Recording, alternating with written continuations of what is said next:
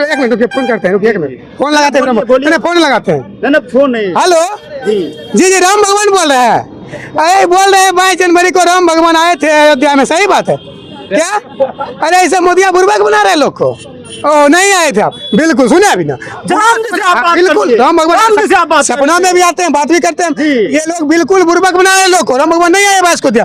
इनका ससुराल था मिथिला। ये बोले ठंड में कहाँ जाएंगे हम लोग, मिथिला में ही बिहार में रहेंगे, ठंड में अगले महीना फरवरी में जाएंगे। लोगों को ये पूर्वक होने का एजेंडा था राम भगवान। बताइए, भगवान को लोग लाता है कि लोग को भगवान लाता है? कह रहे मोदी जी आए, राम को लाए भाई। चले कहाँ गए थे? जो कहाँ गए थे? और राम गए तो उनके साथ में जो लक्ष्मण गए थे, सीता गए, तो वो कहाँ गए? हिंदू और मुस्लिम करने से हमको खाना मिलेगा क्या? हिंदू और मुस्लिम करने से हमको रोजगार मिलेगा क्या? हिंदू और मुस्लिम करने से इस देश के युवाओं का उत्थान होगा क्या? वही तो कह रहे हैं, रोजगार बहुत दे दिए हैं। नीतीश कुमार जी के बारे में एक बात कहना चाहेंगे, कभी आपके तो कभी हमारे यार हैं, असली बेवफा तो नीतीश कुमार हैं। वाह क्या शायरी है ना नीतीश कुमार, ये बात कान खोलकर आप सुन लीजिए।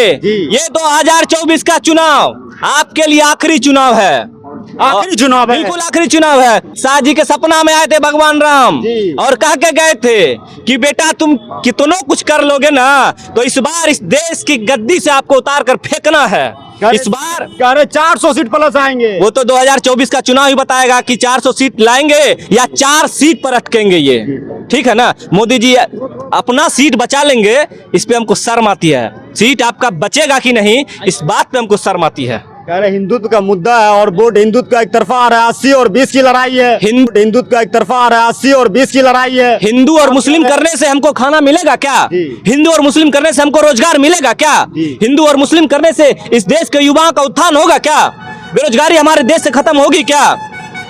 मोदी मंदिर तो बना रहे हैं ना, राम मंदिर बना रहे हैं, और क्या चाहिए? अरे मोदी जी से हम पूछना चाहते हैं कि आप 12 साल अभी तक सत्ता में हैं, 12 साल से क्या आप एक भी स्कूल का उद्घाटन किए हैं? एक भी कॉलेज का उद्घाटन किए हैं? हर सप्ताह यूनिवर्सिटी खुल रही है, मोदी जी कह रहे हैं। भैया हम बहुत ही हम लोग बेगूसराय के युवाओं ने बहुत जोर से ठाना, हम लोग प्रदर्शन कर रहे हैं कि बेगूसराय में एक दिनकर के नाम से एक यूनिवर्सिटी विश्वविद्यालय होना चाहिए। कहाँ है? आइए ना मोदी जी, अगले हफ्ते हम लोग स्वागत में रहेंगे, मोदी जी का स्वागत करेंगे। आइए और यूनिवर्सिटी का उद्घाटन कीजिए। क्या कहना चाहते हैं आप, क्या कहना चाहते हैं? कह रहे नीतीश जी की बिहार में तो सफरा साफ है तेजस्वी जी का, आप इस पर क्या कहना चाहते हैं? नीतीश कुमार का सफरा साफ होने वाला था, इसी डर से फिर जाके सट गए बीजेपी में। अच्छा, नीतीश जी का सफरा साफ होने वाला था। नीतीश कुमार का ये स्थिति हो गया, उसका पार्टी का खुद का विधायक उसके पार्टी को तोड़ने में लगा रहता है। आरसीपी सिंह उसी के जदयू में थे, जदयू को ही तोड़ने में लगे थे, फिर उसको भगाए। ललन सिंह जदयू में रहते हुए जदयू को ही तोड़ने में लगे थे। इसी डर से ये नीतीश कुमार जाके फिर बीजेपी में मिले। मतलब नीतीश जी अपनी पार्टी बचाने के लिए पार्टी बचाने में भी वो सक्षम नहीं है। 2024 में ही नीतीश कुमार का पार्टी जनता दल यू खत्म हो जाएगा। 24 में कि 25 में? 24 में खत्म हो जाएगा। लोकसभा सीट में सारा खत्म हो जाएगा। बीजेपी जो है नीतीश कुमार को यूज एंड थ्रो की तरह यूज करेंगे। लिखो फेंको कलम होता है ना, लिख लिए फेंक दिए, बस लोकसभा में यूज करेंगे और इस तरह से फेंकेंगे, कहीं नजर नहीं आएगा। बहुत शुक्रिया। आप क्या कहना चाहते हैं? नीतीश जी पहले इंडिया गठबंधन में थे, इंडिया गठबंधन कहीं ना कहीं वो अलायंस भी किया था, हर जगह सभी मुख्यमंत्री से मिले भी थे, लेकिन उसके बावजूद क्या नौबत आई नीतीश जी के ऊपर, जो कि नीतीश जी भाजपा में चले गए? अरे कहते हैं ना, एक बार जो कुत्ता है उसको लत लग जाता है मरी खाने का तो छूटता नहीं है, वही नीतीश कुमार का है। ये पहले जाते हैं एनडीए में, फिर उधर से आते हैं, फिर ये आते हैं महागठबंधन, फिर चल जाते हैं एनडीए में। ये बिना पेंदी का लोटा हो गया नीतीश कुमार। जब चाहे इसको कोई भी लात मार हटा सकता है और इनका राजनीतिक डेट है, सीधे समझिए पूरे बिहार में इनका राजनीतिक अपडेट होने वाला है, आखिरी पोजीशन पर है, ये खत्म है इनका कहानी। और ये जो कहते हैं मोदी जी आए हैं, मोदी की गारंटी थी 2 करोड़ रोजगार मिल गया युवा को। मोदी की गारंटी थी 15 लाख रुपया मिल गया।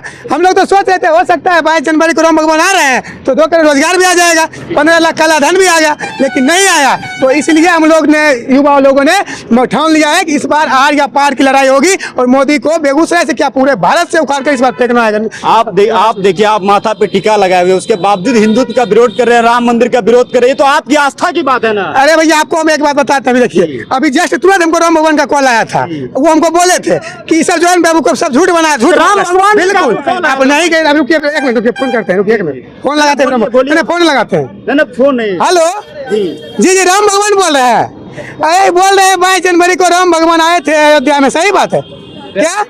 अरे ऐसे मोदिया बुर्बक बना रहे लोग को। ओ नहीं आए थे आप, बिल्कुल सुने अभी ना, बिल्कुल राम भगवान सपना में भी आते हैं, बात भी करते हैं। ये लोग बिल्कुल बुर्बक बना रहे लोग को। राम भगवान नहीं आए बास को दिया। इनका ससुराल था मिथिला। ये बोले ठंड में कहाँ जाएंगे हम लोग, मिथिला में ही बिहार में ही रहेंगे, ठंड में अगले महीने फरवरी में जाएंगे। लोगों को ये पूर्वक होने का एजेंडा था राम भगवान। बताइए भगवान को लोग लाता है कि लोग को भगवान लाता है?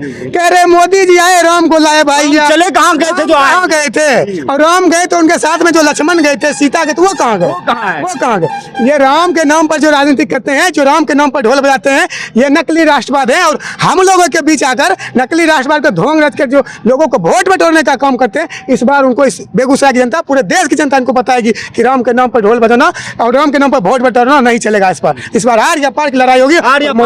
मोदी को बिल्कुल सत्ता से उखाड़ना है, तानाशाह को उखाड़ना है। क्योंकि आपको पता होगा हिटलर भी इसी तरह का चाल चल रहा था, अपने सत्ते पर गुरूर हिटलर भी कर रहा था, मुसोलिनी भी कर रहा था। वो किस तरह से मरा सबको याद है। जो हिटलर की चाल चलेगा वो हिटलर की मौत मरेगा। किसी को राम काम नहीं आएगा। बेगूसराय में अगर आपका पैर कट जाएगा तो कहाँ जाइएगा? हॉस्पिटल जाइएगा या राम मंदिर जाइएगा? अगर किसी को भी अगर अभी आपका एक्सीडेंट हो जाए, अभी अनाज के सामने हम लोग हैं, हॉस्पिटल जाएंगे राम मंदिर। अभी आपका यहाँ एक्सीडेंट हो गया ना, तो आप पटना जाते जाते मर जाइएगा। यहाँ हम जैसी सुविधा नहीं है। हम कितने लोग हमारे साथी जब एक्सीडेंट किए, हम रास्ते में जाते जाते खत्म हो गया मेरा यार, वो बचा नहीं। तो हम चाहते हैं कि बेगूसराय में एम्स की स्थापना हो। हम चाहते हैं कि बेगूसराय में अच्छी मेडिकल कॉलेज बने।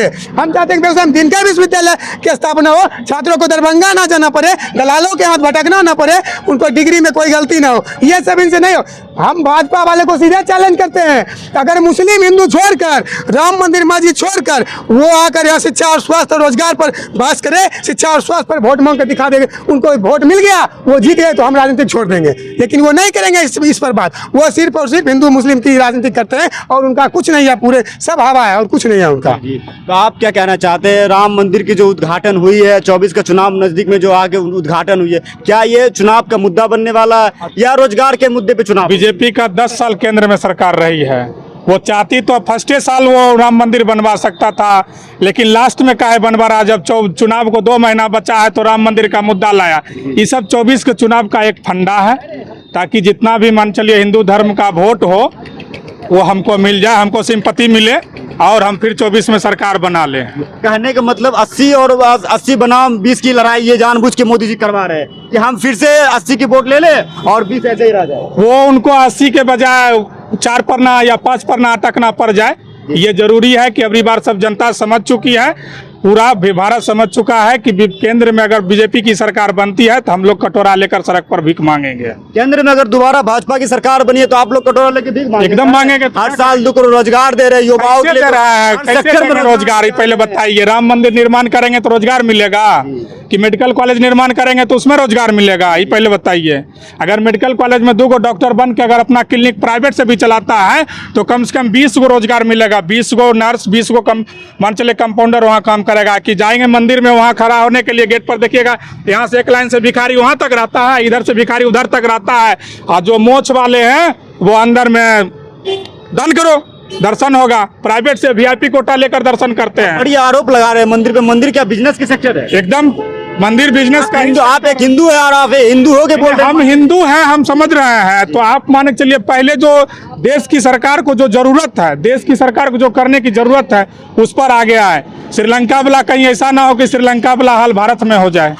ये डर आप युवाओं को सताने लगा, कहीं जो श्रीलंका में जो हाल हुआ था वो हाल कहीं हमारे भारत में ना हो जाए। इसीलिए अगली बार 24 में बदलाव होगा और 100% बदलाव होगा। क्या कहना चाहते हैं? आप अभी जिस जगह पे खड़ा है ये बेगूसराय है और भारत में प्रदूषण पे 1 नंबर में है बेगूसराय। बेगूसराय की जनता बेगूसराय के ऊपर धूल फेंक रहा है। सिर्फ बेगूसराय औद्योगिक नगर है, यहाँ रिफाइनरी है, यहाँ नया पेप्सी प्लांट खुला है, उनको रोजगार का कोई साधन नहीं है और प्रदूषण में 1 नंबर पे। किसी का, कोई नेता का ध्यान नहीं है बेगूसराय से प्रदूषण कैसे खत्म होगा। लोग अनेकों बीमारियों से जूझ रहे हैं, अनेकों बीमारियों को शिकार हो रहे हैं, लोग मर रहे हैं, लेकिन स्वास्थ्य पर किसी की चिंता नहीं है। सिर्फ और चिंता है तो अपनी वोट की राजनीति पर, अपनी वोट की रोटी पर चिंता है। इसलिए बेगूसराय की जनता इस बार एकदम बिल्कुल पूरी तरह से भाजपा को सत्ता से उतारेगी। कह रहे आप बिहार में के गो दूल्हा पर 2 गो कन्या। एक दूल्हा पे दो कन्या, कैसे? ये लॉजिक जरा एक समझाइए। दूल्हा पे दो कन्या। कैसे? नीतीश कुमार दूल्हा है और बार बार पलटते रहते हैं कन्या, दो कन्या ही बना है, एक सम्राट चौधरी है, एक विजय सिन्हा है। एक विजय सिन्हा जी। हाँ, समझ गए ना, दोनों के साथ सोते हैं, दोनों के साथ रहते हैं। ये शर्म आनी ये बड़ी चाहिए। आरोप लगा रहे नहीं नहीं, नीतीश कुमार को भी शर्म आनी चाहिए और केंद्र में इस झूठी फरेबी मक्कार सरकार को भी, भाजपा की सरकार को भी शर्म आनी चाहिए। समझ गए? हमारे साथ और भी लोग हैं जो टोटो लगा के रुके, तो इनसे भी बातचीत करेंगे। कैसा रहा मोदी जी का 9 साल आपके लिए? तो मतलब रोजगार के मुद्दे पे चुनाव नहीं हो रही है क्या? रोजगार के मुद्दे पर कहाँ रहा, वो अपना रोजगार कर रहा है कि दूसरा का रोजगार। राम मंदिर तो बना दिया आप लोग। राम मंदिर बना दिया, राम मंदिर में हमरा उसमें क्या मिलेगा? खायल मिलेगा? अरे आस्था है ना, आस्था उसमें हमको खायल मिलेगा, उसमें तो पुजारी खायल मिलेगा। 500 सालों से जो काम नहीं हुआ मोदी जी का। हमरा खायल कुछ नहीं मिलेगा, वो पुजारी लोग लगा छिपा लड्डू बसाता खाएगा, दान पुण्य करेगा, उनको लगा बिल्डिंग बनाएगा, उसका बेटा विदेश में पढ़ेगा। अच्छा, मंदिर में जो पुजारी होते जो आस्था बेटा पढ़ेगा पुजारी का, पढ़ेगा, लेकिन आम गरीब नहीं पढ़ेंगे। कभी नहीं। जिन आस्था का काम हो रहा है ना, आप सब पे आरोप लगा रहे हैं। आप मंदिर का नहीं, मंदिर उन्हीं कहने से मंदिर हो गया। मंदिर पहले था, जब धरती जब सृष्टि हुआ तो मंदिर नहीं था कि भगवान ने राम को लाए आप क्या? दो मोदी जी राम खोलाए, आप जानिएगा राम खोलाए हैं, हम नहीं जानते राम को। राम पहले से, राम आज आए हैं। देखिए, राम एक आस्था की चीज है, वो दिल में रहते हैं, वो सब सीने में रहते हैं। क्या इस पर राजनीतिक हो रही है क्या? राम के राजनीतिक हो रहा, वोट बना रहा अपना, चुनाव जो नजदीक आए इसके लिए राजनीतिक हो रही है। राजनीतिक हो रहे हैं। अच्छा, आप क्या कहना चाहते हैं कि राम मंदिर चुनाव नजदीक आया तभी उद्घाटन क्यों हुआ? हाँ, तभी उद्घाटन हुआ, लॉकडाउन लगा कर ऐसे ऐसे किया घटना। अच्छा। मंदिर उंदिर बनाया। जी जी।